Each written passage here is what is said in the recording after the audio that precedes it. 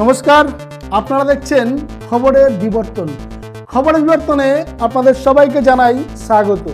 উত্তর 24 পরগনার পানিহাটি নগরে রামনবমী উপলক্ষে এক বর্ণাঢ্য ও নজরকাড়া শোভাযাত্রার আয়োজন করা হয়, যা এলাকা জুড়ে উৎসবের আবহ তৈরি করে। শোভাযাত্রাটি ধানকল মোড় থেকে শুরু হয়ে ভোলা বাস স্ট্যান্ড পর্যন্ত বিস্তৃত পথ অতিক্রম করে এবং শেষ হয়।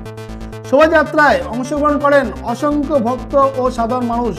ধর্মীয় সঙ্গীত, ঢাক, ডোল এবং ভগবান শ্রীরামের নাম সংকীর্তনে মুখর হয়ে ওঠে গোটা এলাকা। রাস্তার দুপাশে দাঁড়িয়ে থাকা হাজারো হাজারো মানুষ এই শোভাযাত্রায় উপভোগ করেন। ফলে পুরো পানিহাটি নগর যেন এক মিলন মেলায় পরিণত হয়।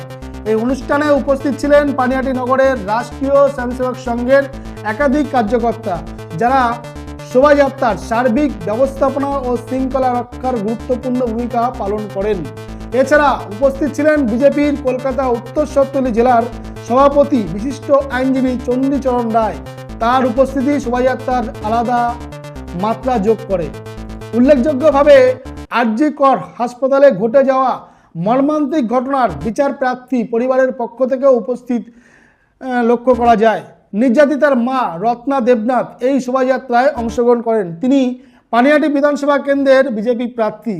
সব মিলিয়ে পানিহাটি এই রামনবমী শোভাযাত্রা শুধু ধর্মীয় উৎসব নয়, বরং সামাজিক সংহতি ও মানুষের একতার এক উজ্জ্বল উদাহরণ হয়ে উঠেছে।